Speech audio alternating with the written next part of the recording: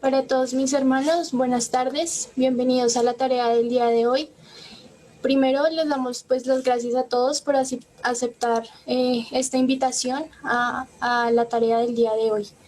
Para iniciar vamos a darle la palabra a nuestra hermana Rosita para que nos colabore con la oración de inicio. Gracias. Buena tarde para todos mis hermanos.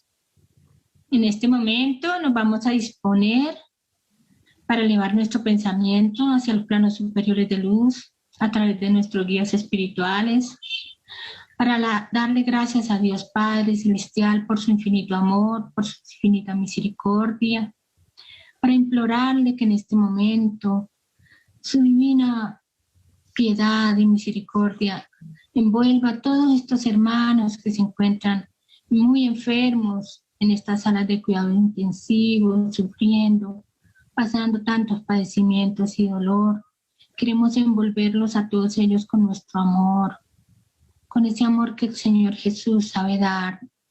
Amadísimo Padre, imploramos en este día sus bendiciones radiantes de luz para todos mis hermanos que van a escuchar esta conferencia que nuestro hermano Julio Carvalho nos va a dar, implorando al Señor Jesús que lo abrace en amor, que le dé muchas bendiciones de luz para que sea clara esa enseñanza divina que va a esparcir sobre todos nosotros, suplicando que esta enseñanza quede grabada en todos nosotros como espíritus, tanto encarnados como desencarnados, implorando siempre a nuestro mentor divino de amor del planeta Tierra, nuestro amado Señor Jesús, que sea el que comande estos trabajos espirituales, que esta conferencia sea de provecho espiritual para todos y es la voluntad de nuestro Padre Dios, que así sea. Que así sea, muchas gracias Rosita. Bueno, entonces vamos a darle la palabra a Julio. Julio Carvalho es espírita desde los 14 años, es fundador del Centro Espírita Luz Divina de la ciudad de Nueva Jersey, es trabajador social clínico, es conferencista internacional y por esto pues representa a los Estados Unidos en los congresos. Hoy nos va a deleitar con el tema de las tendencias sexuales y sus objetivos existenciales. Le damos la bienvenida a Julio y pues el auditorio es todo tuyo. Mis queridos hermanos del Centro Espiritista Rutas de Luz, es con mucho gusto que acá estoy con ustedes. Gracias por el honor de la invitación. Me quedo contento en constatar que tenemos una joven haciendo la administración de la tarea. Siempre escucho un discurso en el movimiento espiritista que el futuro es de los jóvenes y ni siempre vemos los jóvenes tomando parte del trabajo hacia la frente.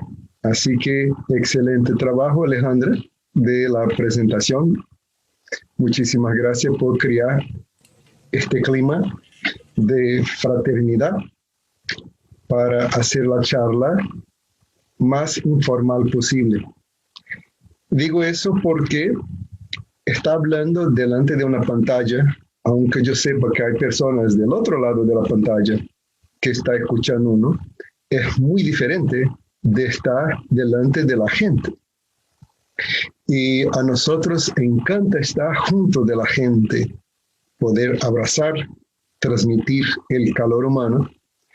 Y aunque nosotros somos muy agradecidos por todos los ingenieros de la informática que hacen esa clase de trabajo posible, es bien cierto que nada sustituye la presencia junto a los amigos, la presencia física.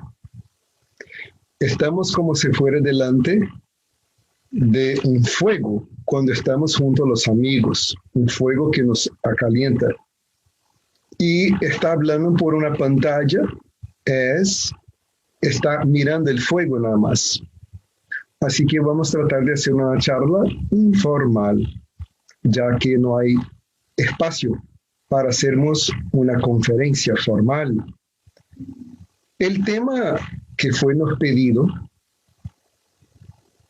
de nuestra amiga, hija del señor Germán, es ese que ustedes escucharon de nuestra Alejandra, las tendencias sexuales y sus objetivos existenciales. Y para basarnos nuestra conversación de hoy, vamos a tener el libro de los espíritus, como siempre, y también un libro que fue escrito por el espíritu Emmanuel a través de la mediunidad de Francisco Cándido Javier. Un libro que es intitulado Vida y Sexo. Y vamos a encontrar en el libro de los espíritus pregunta 201, 202 sobre ese tema.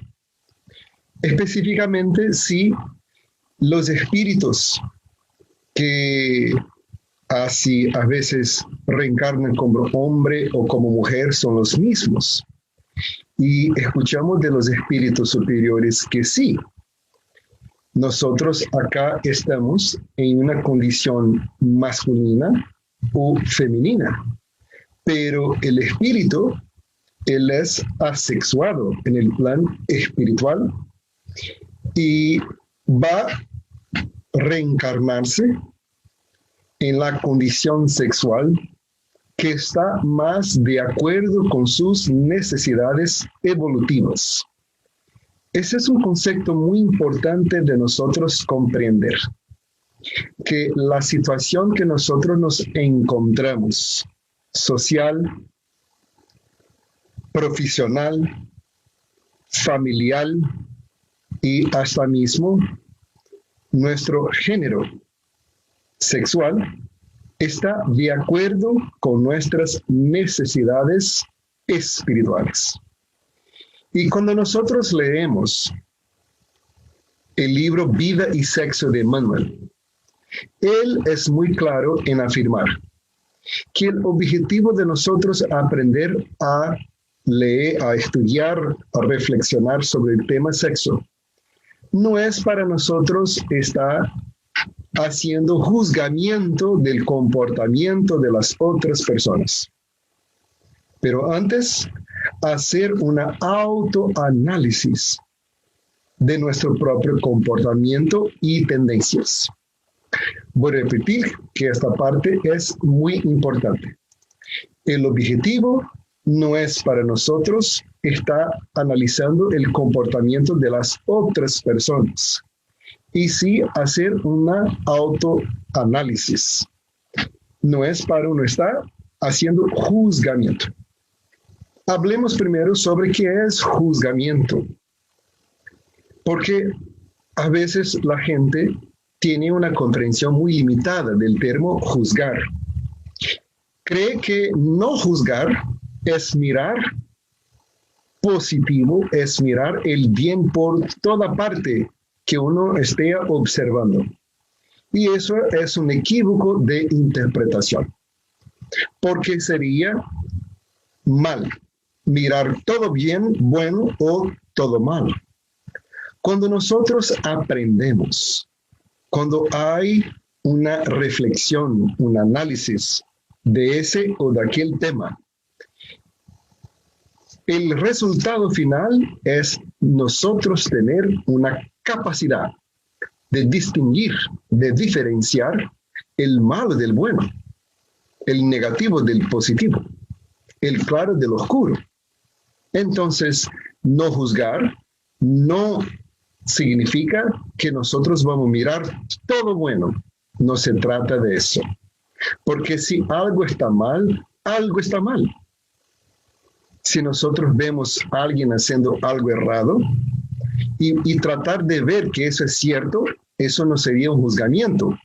Esto sería una ignorancia, una falta de conocimiento, que es juzgar. Entonces, cuando usted mira a alguien haciendo algo errado, es natural, si usted ya estudió, de constatar, de percibir que eso es errado. Entonces, ¿qué es juzgar? Juzgar es uno creer que jamás uno haría el mismo. Es uno mirar a alguien haciendo algo equivocado y uno llega a la conclusión que jamás uno haría eso. Eso sí, es un juzgamiento. Porque si nosotros nos ponemos en la situación del individuo, con la cultura del individuo, con su experiencia, con sus influencias, lo que nosotros aprendemos a través de los espíritus superiores, que es bien probable que uno haría el mismo o si no, el peor. Entonces, juzgar es creer que jamás uno haría eso. ¿Y cuál es el resultado de la comprensión de ese concepto? Es que cuando nosotros aprendemos entonces a no juzgar, nosotros tenemos compasión. Cuando nosotros no tenemos compasión, queremos atacar lo que uno cree que está errado. Estamos en contra de lo que uno cree que está errado. Y cuando nosotros estamos en contra, atacamos. Y el objetivo de la comprensión, uno de los objetivos de la comprensión de la doctrina de los espíritus superiores, que es el espiritismo, es uno tener tolerancia. Tolerancia es la comprensión de que el otro es débil en su moralidad, tanto cuanto nosotros también somos. En el ítem 7 de la conclusión del Libro de los Espíritus, Allan Kardec dijo que una de las consecuencias naturales de la comprensión del espiritismo es la tolerancia. Pero tolerar no es decir que estemos de acuerdo con el errado, con el malo. Tolerar es uno no está en contra, atacando a los individuos. Tolerar es uno llegar a la conclusión que si uno estuviera en la misma situación, con los mismos pensamientos, con la misma experiencia, influencias, es bien probable que haríamos el mismo o el peor.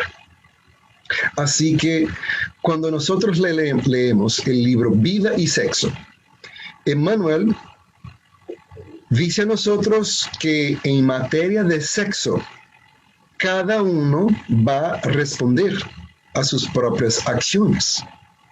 No es nuestro deber estar juzgando los comportamientos sexuales de otras personas. Es para uno hacer la autoanálisis. Y vamos a aprender que tenemos instintos. Estos instintos tienen como objetivo la continuación de la especie humana. Y tenemos 3 instintos básicos, que es la alimentación, el descanso y la reproducción. Cuando miramos, por ejemplo, un perro, un pájaro, un gato, esos animales hacen también esas mismas cosas. Ellos comen, ellos descansan y también se reproducen, porque esos instintos mantienen las especies vivas en continuación permanente. Y de esos 3 instintos básicos, el instinto más fuerte es el instinto de la reproducción, el sexo. ¿Y por qué? Porque sin el sexo no hay la continuación de la especie. Y nosotros, que somos la mayoría en el movimiento espiritista, ex-católicos, tenemos un concepto sucio del sexo, porque a través de la tradición católica, y abriendo un paréntesis, no estoy acá difamando la imagen de la respetable iglesia. Estamos nada más haciendo una referencia del punto de vista histórico. De nosotros que somos de tradición católica, la mayoría, tenemos como herencia cultural esta imagen, este concepto, que el sexo es algo sucio, que el sexo es malo, cuando en realidad el sexo es tan sagrado que la vida viene por él. Si no hay sexo, no hay la continuación de las especies. Es a través del sexo que hay las mezclas de los materiales genéticos. Entonces, algo muy sagrado. Pero aprendemos con los espíritus superiores, a través de la literatura espiritista, que cualquier instinto que nosotros tenemos y hacemos el abuso del instinto, eso se torna para nosotros una prisión de orden espiritual. No es el instinto, pero lo que nosotros hacemos del instinto. Por ejemplo, tenemos el instinto de la alimentación. Necesitamos de comer. Nosotros salimos del vientre materno ya buscando el seno para nosotros alimentar a través de un reflexo instintivo. Nadie enseñó a nosotros a buscar por el seno. Es un movimiento instintivo. ¿Por qué? Porque para uno continuar a existir, necesitamos de comer. Entonces, para vivir es necesario comer. Ahora, cuando que uno hace del instinto algo que va a nos perjudicar, cuando nosotros vivimos para comer, es una inversión de la importancia de la acción. O en vez de comer para vivir, hay gente que vive para comer. No hacen otra cosa. Entonces, ¿qué pasa? Ese individuo, por consecuencia del abuso de la máquina, de dejar ese instinto de la alimentación sin cualquier control, va a engendrar dolencias, enfermedades del aspecto digestivo, porque el organismo tiene una máquina digestiva. Nosotros necesitamos de comer para dar nutritivos a cada célula del cuerpo. Pero si nosotros atiramos comidas sin cualquier control o disciplina por la boca, la instrumentalidad que no fue hecha para el abuso y sin para uso, va por consecuencia natural engendrar una enfermedad. A veces nosotros vemos personas que sufren de diabetes, de hipertensión, y creemos que eso es una punición de Dios, un castigo. Pero Dios es el supremo amor. Y por ser el supremo amor, jamás castiga, no da a sus niños, nosotros que estamos en aprendizaje, en evolución, castigos o puniciones. Da siempre nosotros caminos de reeducación de nuestros instintos.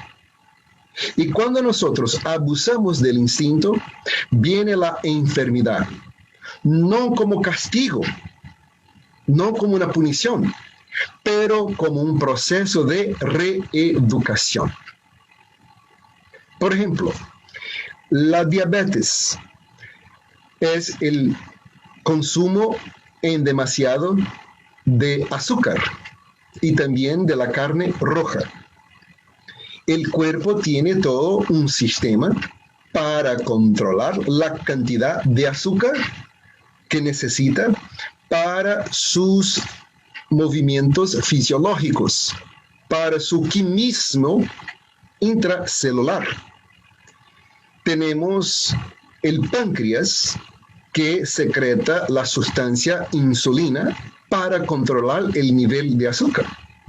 Pero cuando el individuo no tiene un control, no tiene una disciplina, una educación en sus movimientos alimenticios, atira mucho azúcar por la boca.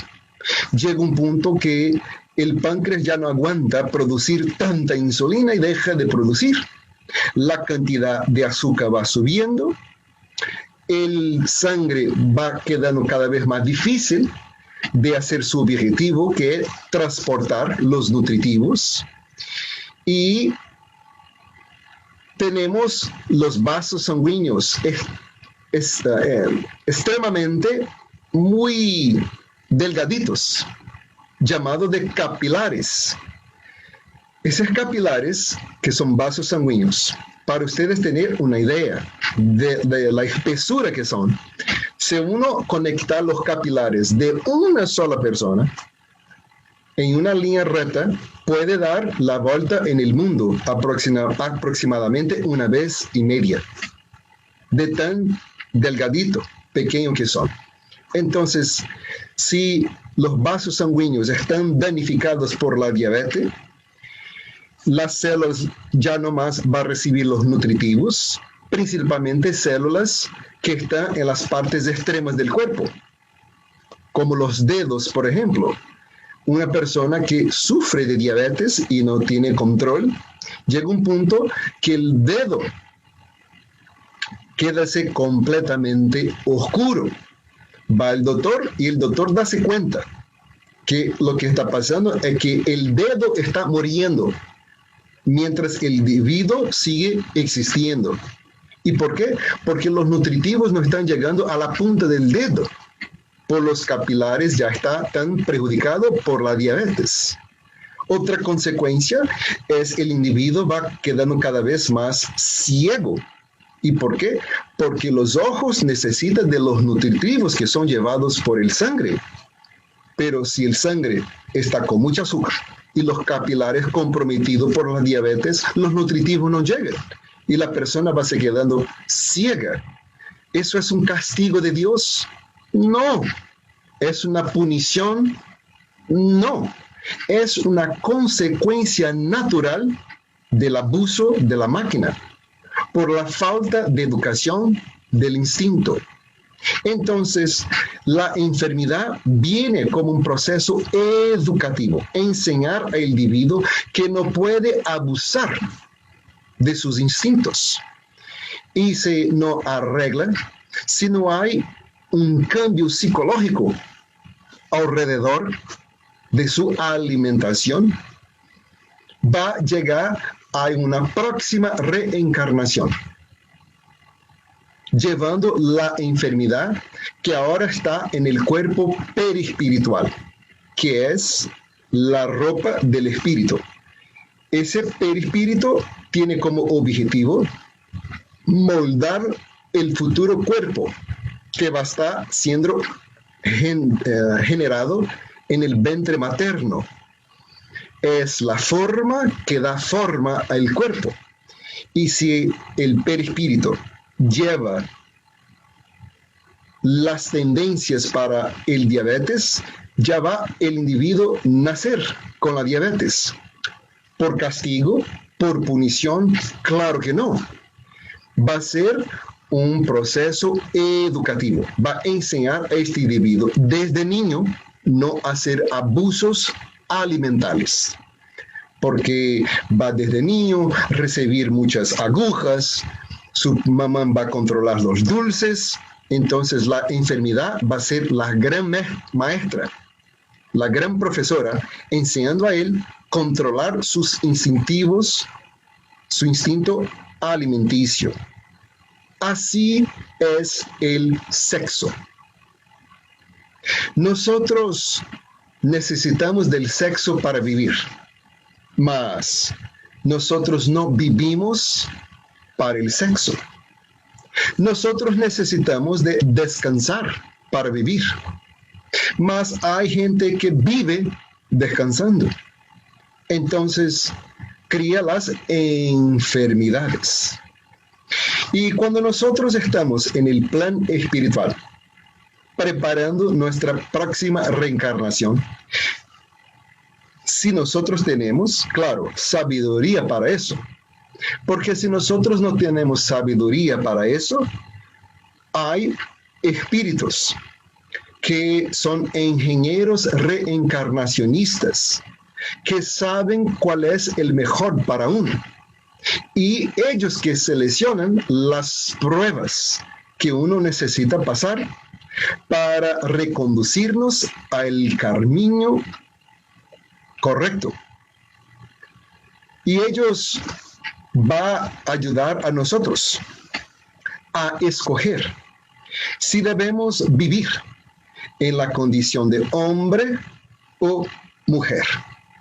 ¿Cuál es el sexo que nosotros vamos a escoger para reencarnar? Eso está en directa razón de mis necesidades espirituales.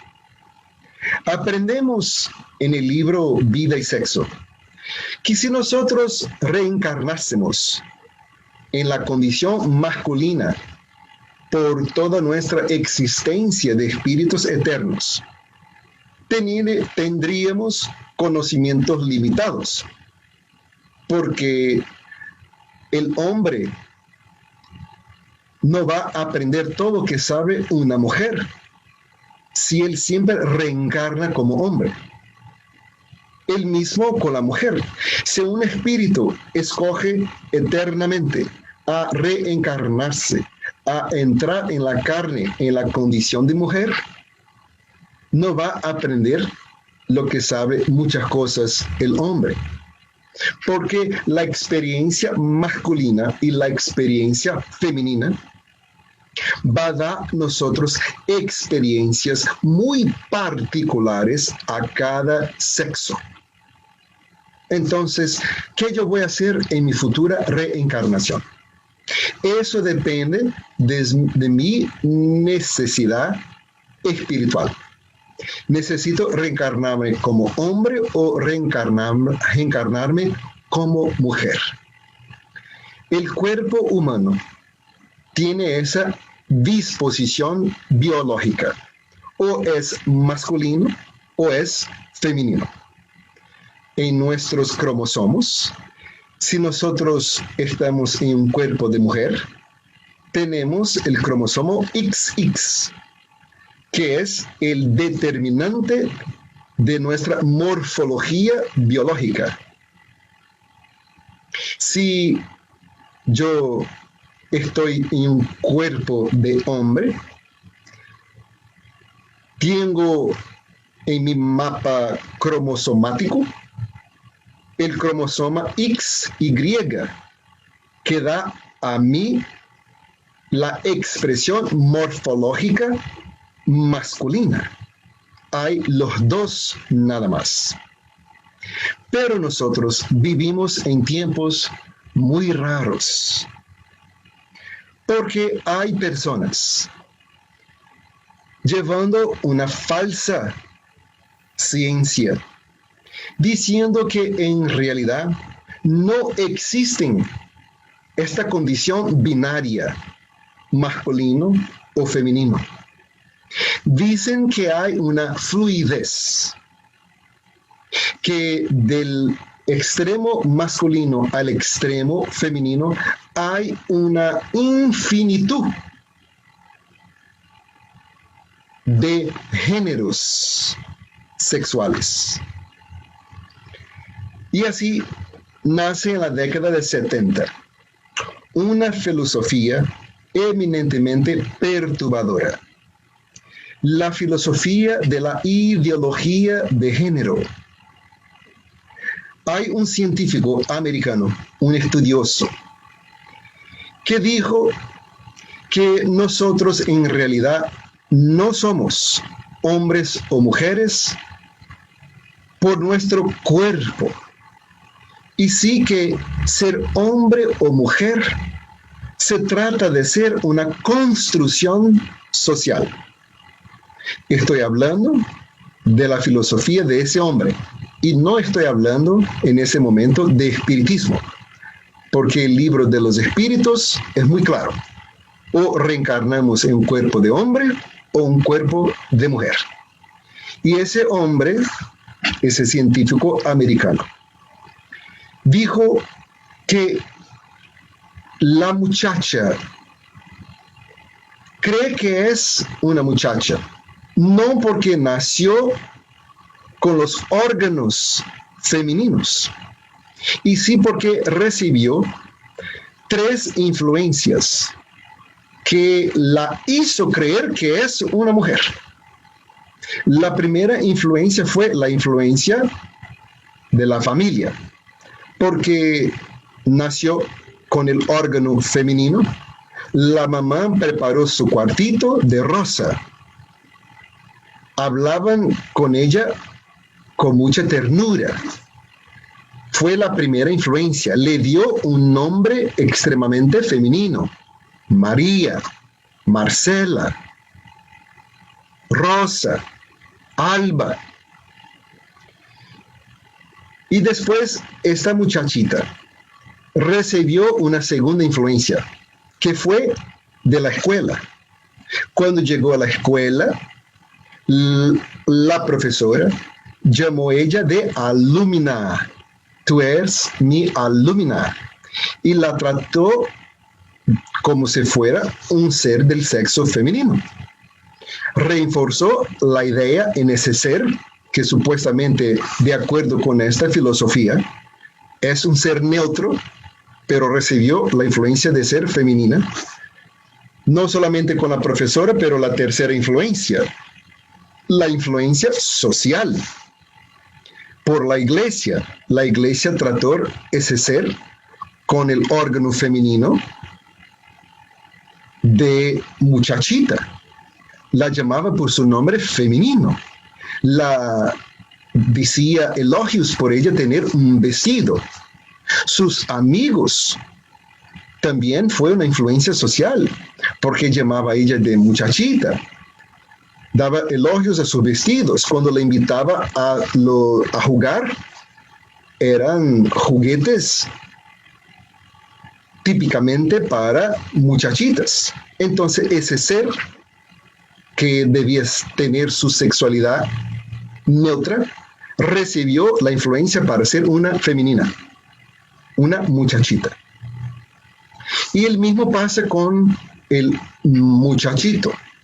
El muchachito, de acuerdo con ese hombre, de acuerdo con ese estudioso del tema acá de Estados Unidos en la década de 70, el muchachito no es muchachito, porque nació con el órgano masculino. Él es muchachito porque también recibió 3 influencias. La primera influencia de su papá, de su mamá. Cuando él nació,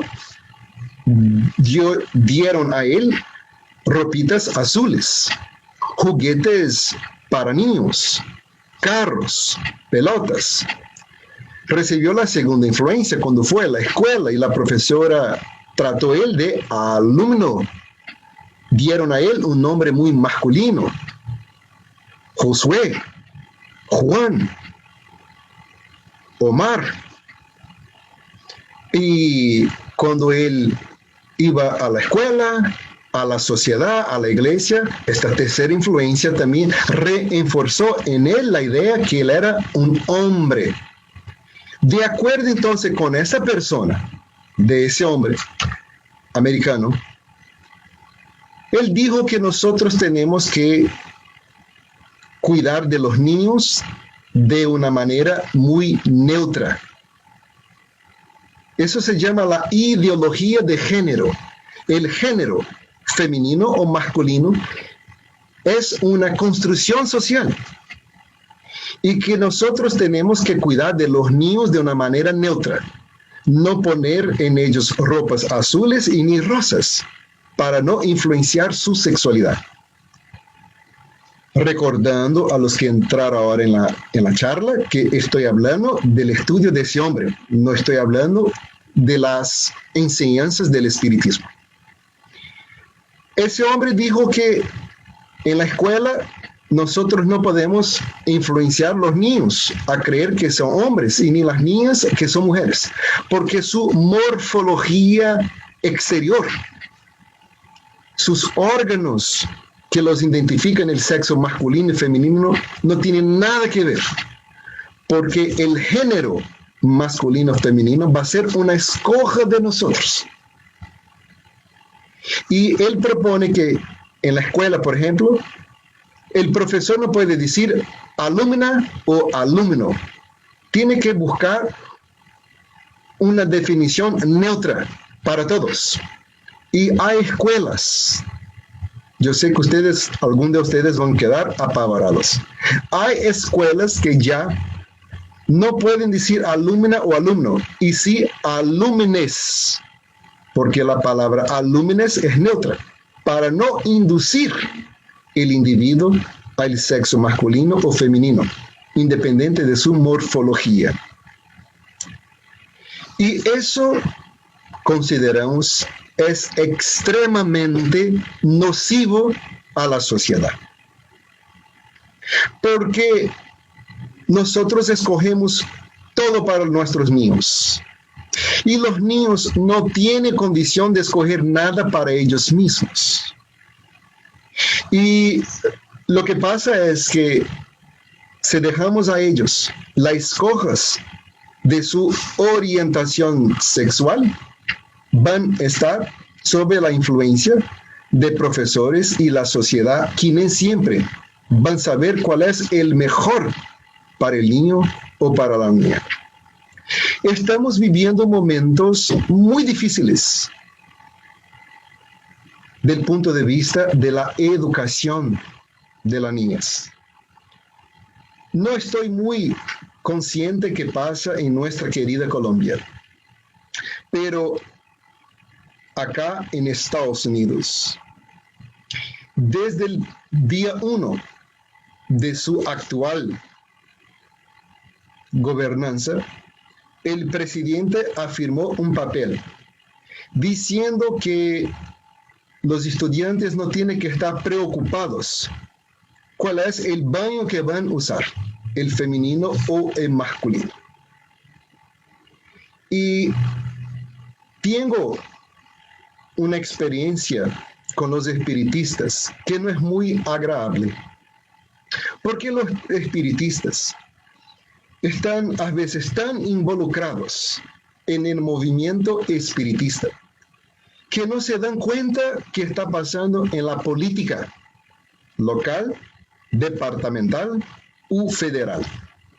Dicen que no gustan de hablar de política, que la política no es tema para el centro espiritista. Nosotros sí recomendamos hablar de política, porque es la política que influencia nuestras vidas en todos los niveles.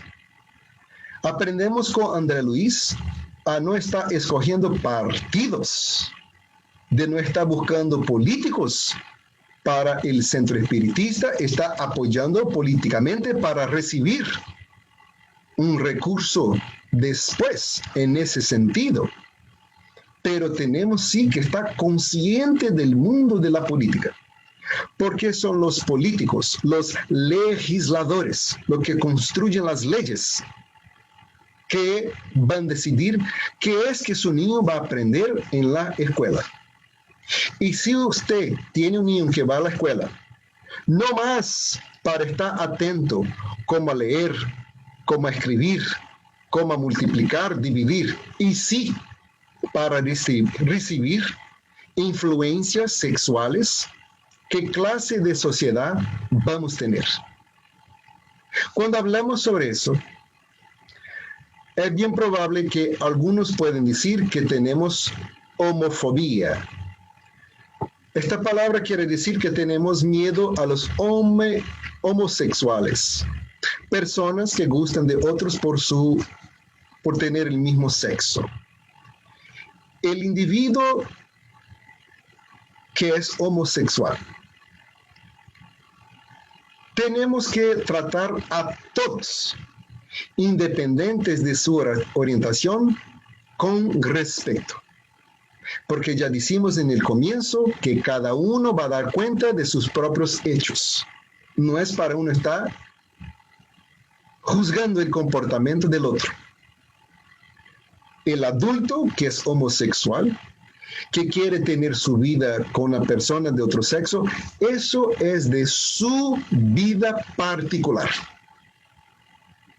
Estamos hablando de la influencia de los niños, porque proponen una opción sexual como si fuera un camino a escoger. Tú puedes ser hombre, mujer, eso, lo otro. Al niño. Y eso sí, ya es un absurdo. Un absurdo porque la escuela es hecha para enseñar a dividir, multiplicar, geografía, gramática, pero no educación sexual. Eso el niño va a recibir en su hogar. Con su padre, con su madre. A veces el niño toma baño con el padre y ve sus órganos genitales, la hija con la madre, a la familia, y va aprendiendo a los pocos, a medida que su inteligencia puede absorber. Y vamos enseñándoles con naturalidad, a nivel de su inteligencia infantil. Porque si no, si dejamos para aprender de los amigos en la escuela y principalmente en las redes sociales, vamos a tener gravísimos problemas. Porque la influencia de la mentalidad política del comunismo está por toda parte. La gente a veces cree que la filosofía comunista tiene que ver con los recursos financieros nada más. Y no. Tiene que haber, aparte de los recursos financieros, con toda la estructuración de la sociedad. Porque para los comunistas, el patriarquismo, la figura, la imagen del patriarca, del padre, de la familia como está constituida, es uno de los motivos de los abusos del poder, de los que tiene sobre los que no tienen. Y uno de los objetivos es la destrucción de la familia. Y si hay personas con esa mentalidad en los cargos políticos, van a estar con toda su fuerza de influencia, legislar de acuerdo con su filosofía de vida. Y la consecuencia es la destrucción de la familia. Porque el niño que no sabe decir si es hombre, si es mujer, no tiene una identidad psicológica. Y cualquier persona que no sabe quién es muy fácil de ser manipulado desde el punto de vista de la política. Así que nuestra sugerencia es que los espiritistas, perdóname si estoy equivocado con nuestro querido grupo de personas que está mirando a nosotros hoy. Pero nuestra experiencia personal es que muchos de los espiritistas no entienden nada de política y son fuertemente sujetos a todas las leyes de los políticos, porque viven bajo las leyes, reciben esa influencia y a veces no están dando cuenta que sus niños ya están siendo influenciados a tener esa o aquella orientación sexual independiente de su morfología fisiológica. Nosotros reencarnamos de acuerdo con el espiritismo en un cuerpo de mujer para aprender cosas de mujer. No estoy diciendo que una mujer no puede aprender cosas que sabe el hombre, pero está en ese cuerpo, bajo a todo el quimismo de un cuerpo femenino.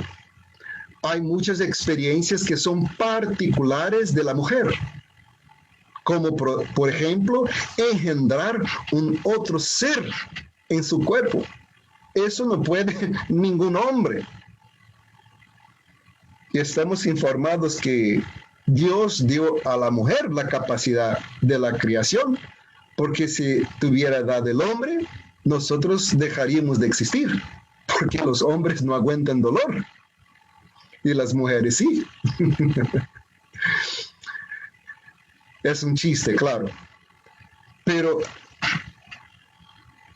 aguantar el dolor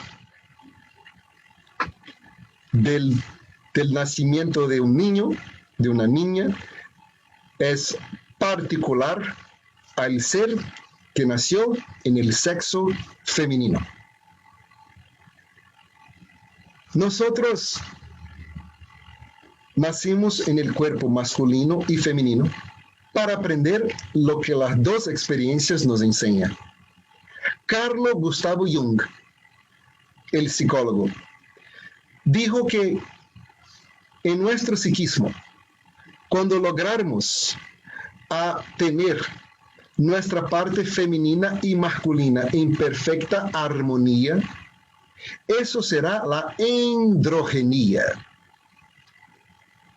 Y tenemos ejemplos de eso en los hechos del Maestro Jesús. Jesús estaba en un cuerpo masculino y hubo momentos que él tenía una expresión eminentemente masculina de la energía, de la fuerza, y a la vez tenía expresiones eminentemente femeninas. En la historia de la mujer que fuera sorprendida traicionando a su esposo, y los fariseos la cogieron, llevaron hacia Jesús en local público, delante de toda la gente, y preguntó a él si él iba a seguir la ley de Moisés o su ley. Dijo Jesús, la ley de Moisés dijo a nosotros que tenemos que lapidarla, en otras palabras, a tirar roca hasta que ella muere. Imagina qué brutalidad. Pero usted nos dice a nosotros que tenemos que perdonar porque la tuya es la ley de amor. Eso era una trampa, porque querían que Jesús cayese en una contradicción. Si él dijera, estoy de acuerdo con la ley antigua de Moisés, entonces iba a contradecir su propia ley de amor. Si él dijera, no, sigue a mi ley de amor, perdonémosla, iba a estar en contra de la ley de Moisés, y los fariseos iban a tener un motivo de cogerlo, prenderlo. Y él entonces tiene una actitud muy masculina, porque él mira a esa gente y dice que cúmplese la ley, pero atire a la primera roca aquel que estuviera sin pecado, sin deuda moral. Tiene que tener mucha energía para hacer eso. Y después que ellos salen, y aprendemos con la literatura espírita que él empieza a escribir en el piso, y estaba escribiendo en ese momento las imperfecciones de esos acusadores, ladrón, persona que traidor, codiciero, envidioso, y la gente fue se identificando y saliendo los pocos, y él se quedó solo. Entonces la mujer mira sorpresa porque a nadie estuviera allá y pregunta, Señor, ellos se fueron, ¿usted no me va a acusar? Y él entonces dice, no, va y no vuelves a pecar. no vuelves a hacer otro pecado. En otras palabras, usted se encontró en esta situación por sus malas decisiones. Él no la absorbió y tampoco la condenó, porque es nosotros que nos absorbamos o nosotros nos condenamos por nuestros propios hechos. Simplemente dio a ella la oportunidad de seguir. Eso era una actitud eminentemente femenina. Él se identificó con la problemática de ella. Ahí tenemos la androgenía, que es la fusión de los dos psiquismos, el psiquismo masculino y el psiquismo femenino, que no tiene que ver con nuestra expresión de homosexualidad. Tenemos que tratar todos los individuos con respeto, porque su vida particular es su vida particular. Ahora, en la condición de educadores, de padres, de madres, tenemos el deber de educar a nuestros niños, preparándoles para vivir en la vida sin nosotros cerca de ellos. No es preparar a ellos como si estuviera con nosotros por toda la eternidad, porque hay esos equívocos de educación paternal, maternal. Educan a sus niños como si los niños iban a quedar con ellos eternamente, y no. El objetivo de la educación en el hogar es preparar a los niños para la vida. Y si el niño vino, si el espíritu vino en un cuerpo masculino, preparamos a ese niño para vivir una vida masculina.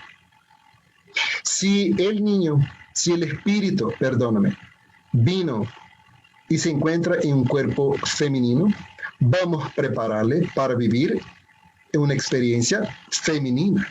Y no eso de neutralidad, porque eso puede ser un tema a ser estudiado, pero la visión espiritista es muy clara. Si nosotros tenemos esta o aquella expresión morfológica, es porque nosotros nacimos para esas condiciones. Y si llegáramos a la fase adulta, si llegamos a la adolescencia y tenemos esa o esta tendencia, a los padres jamás dejar de amar. Porque el rechazo simplemente hace más mal a la persona. Acá hay, en Estados Unidos estoy me refiriendo,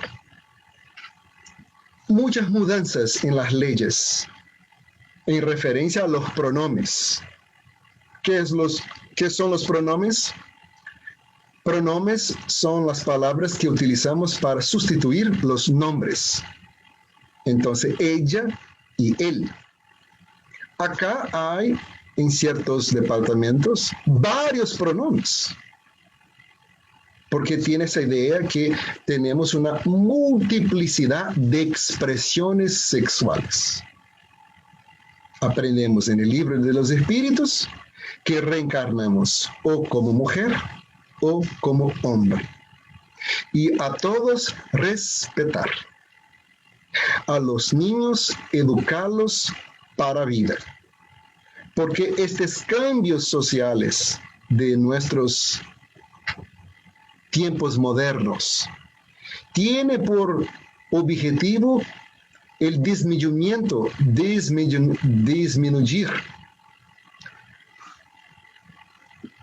los suicidios de adolescentes que se encuentran con las ideas muy confusas sobre su morfología sexual.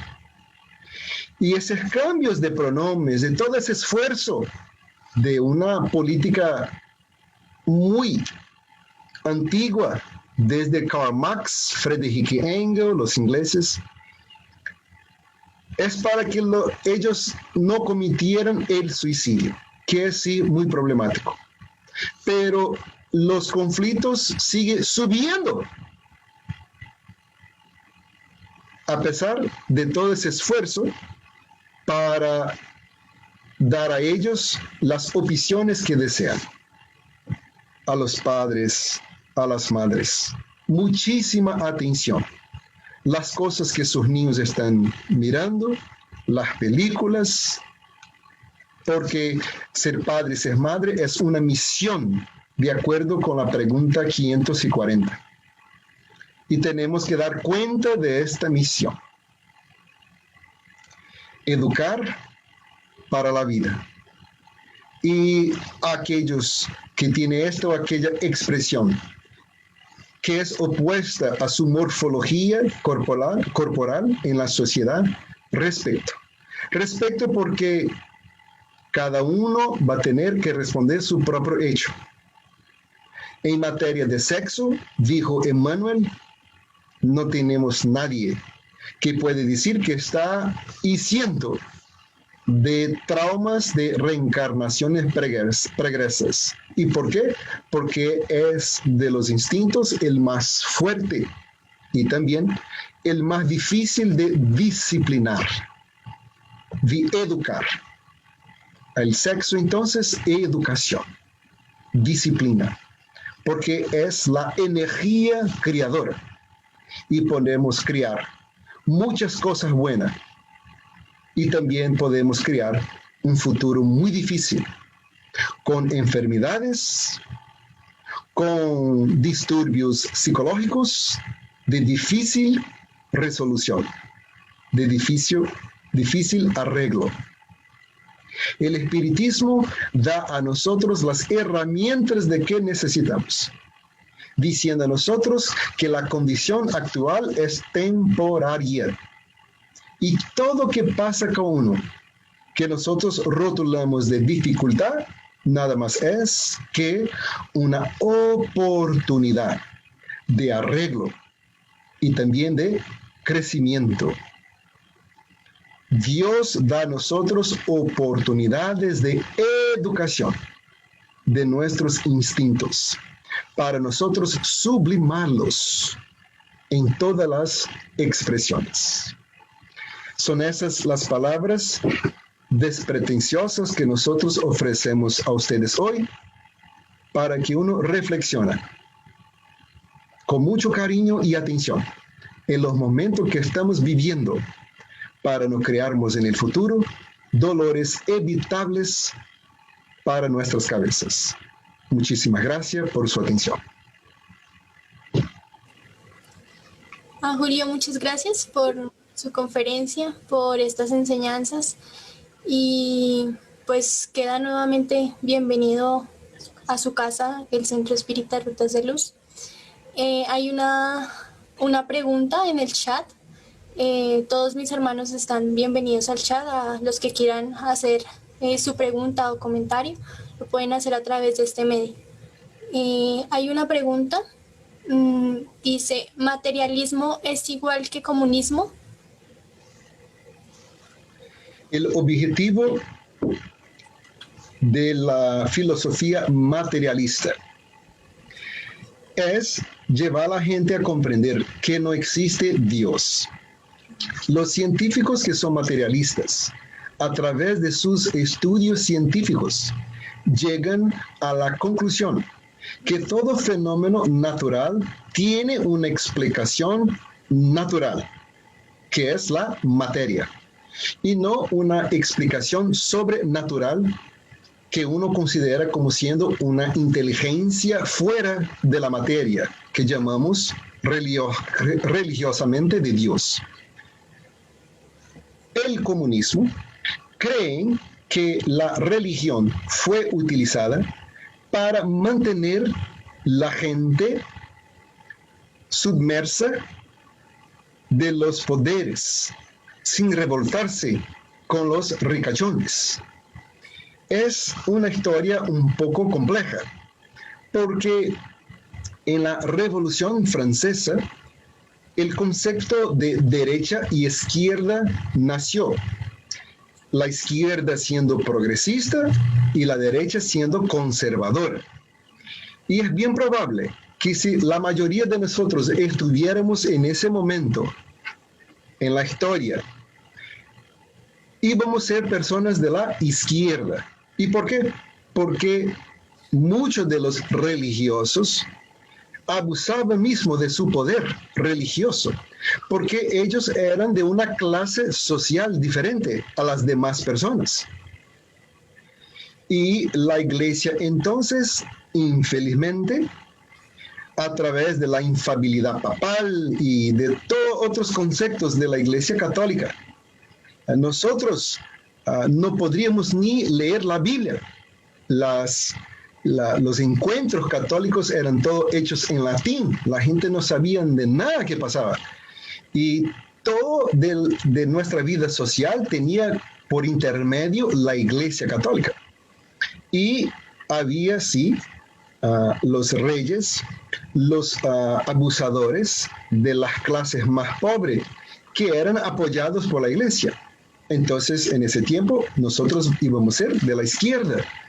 Y Friedrich Engels, junto con Karl Marx, argumentaban que la religión era el opio de la sociedad. El opio es algo que quita nuestra capacidad de razonamiento, de lógica. Que la religión nada más era que un instrumento utilizado para mantener los pobres calmitos sin ninguna revolta. Entonces, los comunistas, la idea del comunismo es que no existe Dios.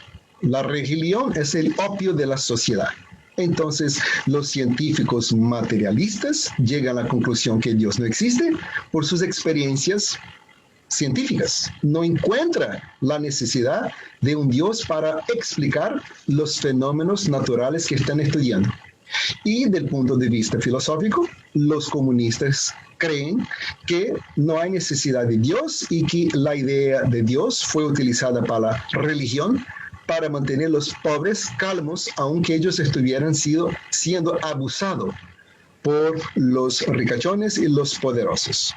Pero hoy el contexto es muy diferente, el contexto de la izquierda y de la derecha. Ya eso es otro tema, un seminario. Pero para responder la pregunta, sí, el comunismo y el materialismo no creen en Dios. Muchas gracias, Julio. Ahí hay otra pregunta. Dice Marta, ¿cómo se puede arreglar el tema de la filosofía de género entre las personas que son afines a esa filosofía? Nosotros tenemos que respetar la gente que desea creer en eso o aquel, respecto a la conciencia ajena. Ahora, respetar no significa que nosotros estamos de acuerdo con las cosas que están hablando, con las cosas que están enseñando. Es que uno tiene que comprender que hay una sabiduría en estar desacuerdo, pero no en contra del individuo.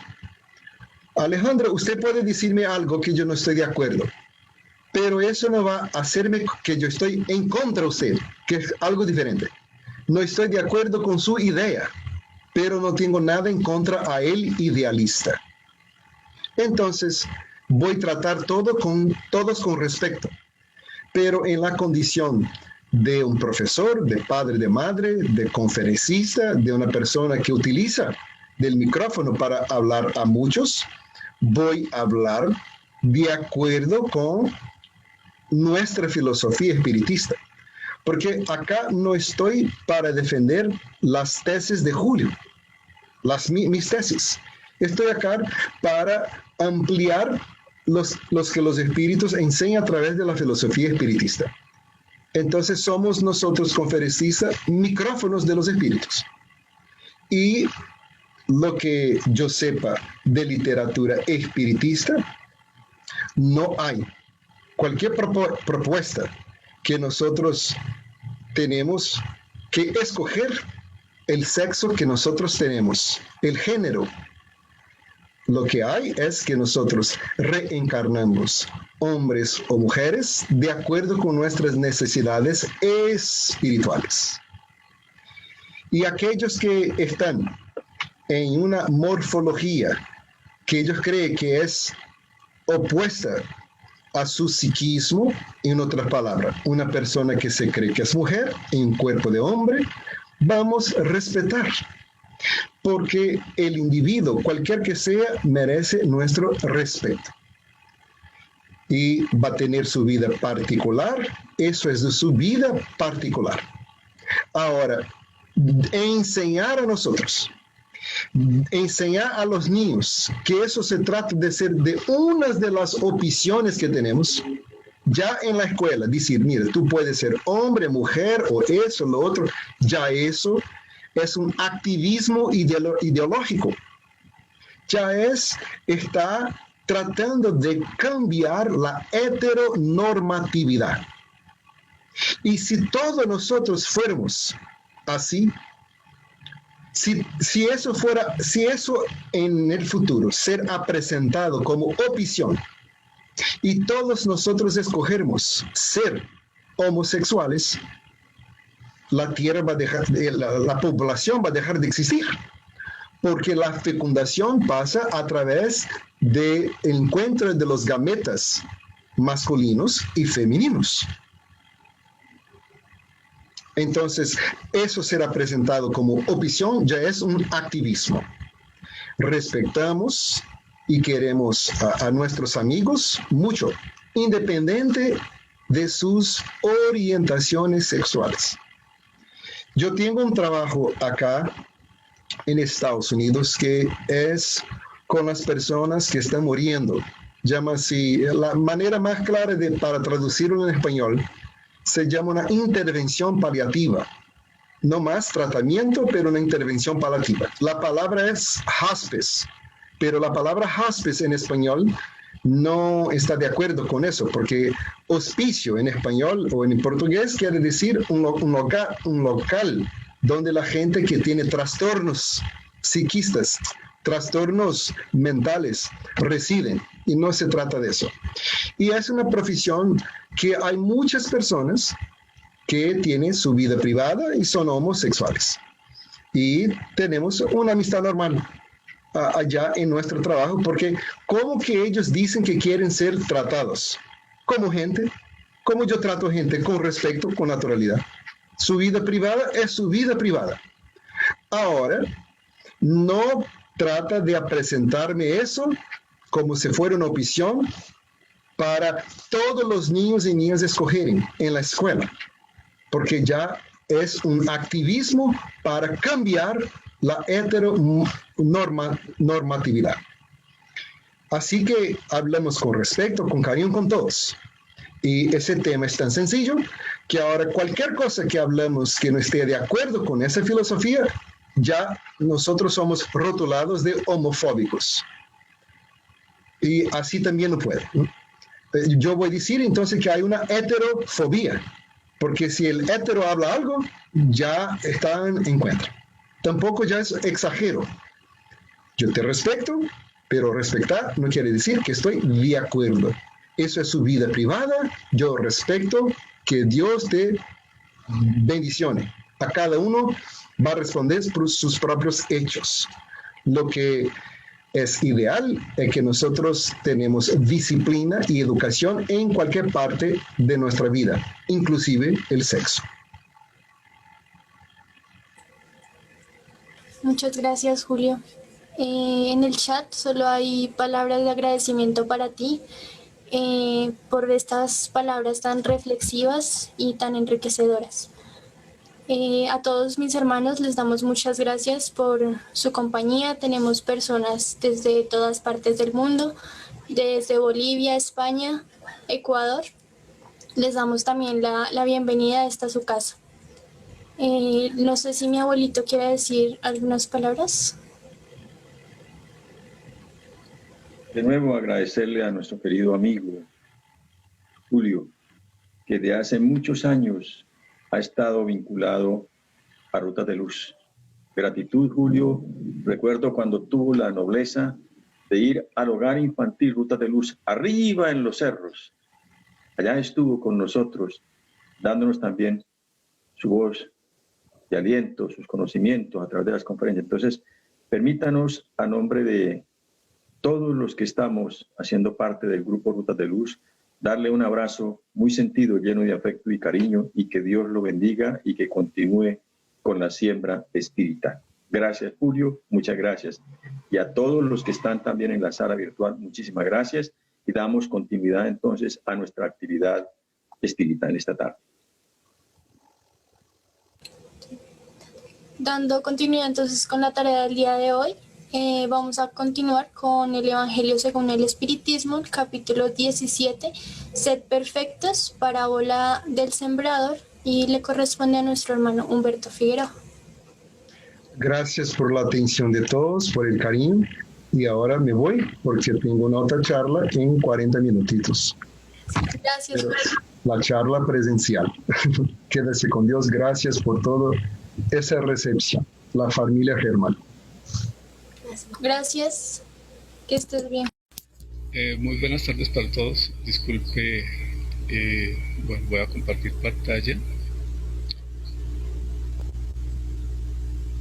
Ya se ve la pantalla, disculpe. Sí, señor, ya se ve. Perfecto. Entonces, sed perfectos. Ítem 5, parábolas del sembrador, del Evangelio según el Espiritismo. Ese mismo día salió Jesús de la casa y se sentó junto al mar, y se reunió una gran multitud alrededor suyo, por lo que se subió a una barca y se sentó en ella, y toda la gente permanecía en la ribera. Y les dijo muchas cosas en parábolas, hablándoles de ese modo. Ya se ve bien, ¿cierto? El sembrador salió a sembrar, y mientras sembraba, una parte de las semillas cayó a lo largo del camino, y las aves del cielo vinieron y se las comieron. La otra parte cayó en lugares pedregosos, donde no había mucha tierra, y las semillas brotaron pronto, porque la tierra donde cayeron no era profunda. Pero en cuanto salió el sol, las quemó, y como no tenían raíces, se secaron. Otra parte cayó entre los espinos, y cuando estos crecieron, las ahogaron. Y otra finalmente cayó en tierra buena, y las semillas dieron fruto, unas 100, otras 60, y otras 30. El que tenga oídos para oír, que oigan. San Mateo 13, de 1 al 9. Nos dice Allan Kardec, dentro de su explicación: si alguien escucha la palabra del reino y no le presenta atención, viene el espíritu maligno y le arrebata lo que estaba sembrado en su corazón. Ese es el que recibió la semilla a lo largo del camino. El que recibe la semilla en medio de las piedras es el que escucha la palabra y la recibe con gozo en el primer momento. Pero como no tiene raíz, dura poco tiempo. Y cuando sobrevienen las tribulaciones y las persecuciones por causa de la palabra, saca él de ahí un motivo de escándalo y de caída. El que recibe la semilla entre los espinos es el que oye la palabra, pero pronto las preocupaciones del mundo y la ilusión de las riquezas ahogan en él la palabra y la vuelven infructuosa. Pero el que recibe la semilla en tierra buena es el que escucha la palabra y le presta atención, y en ella da fruto, 100 o 60 o 30 por uno. ¿Cuántas personas hay en efecto para las cuales solo constituyen una letra muerta que, semejante a la semilla que cayó sobre las piedras, no produce ningún fruto? La parábola encuentra una explicación no menos apropiada en las diferentes categorías espíritas. ¿No es acaso el emblema de los que solo están atentos a los fenómenos materiales y no extrañan de ellos ninguna consecuencia, porque los ven apenas como un motivo de curiosidad? ¿No simboliza a los que solamente buscan el lado brillante de las comunicaciones de los espíritus, por las que solo se interesan cuando satisfacen su imaginación, pero que después de haberlas oído permanecen tan fríos e indiferentes como antes?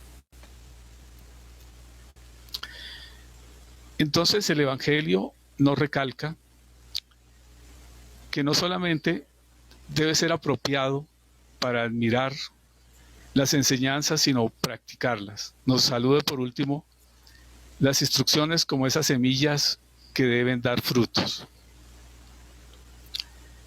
Por lo cual, toda enseñanza, esa enseñanza de esa sabiduría que nos imprime cada sábado, cada enseñanza, es esa práctica hacia la virtud. En este mundo de la materialidad, en este mundo creado por Dios, nos permite avanzar y saber que somos esos hijos, somos esos seres del espíritu, que somos esos seres espirituales. Y que las dificultades de la vida y que esas dificultades son transitorias, pero que debemos llevar esa semilla de buscar esa tierra fértil, de buscar en nosotros, en nuestra alma, y luego ser esos sembradores del bien. Paso para los comentarios que quieran realizar. Gracias.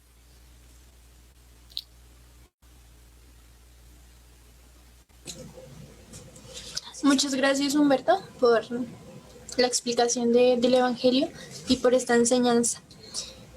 Para finalizar, los invitamos a todos a la próxima charla del siguiente sábado. El tema es Vivencias del Desencarnado en el Umbral y está a cargo de María Telles y quedan todos cordialmente invitados.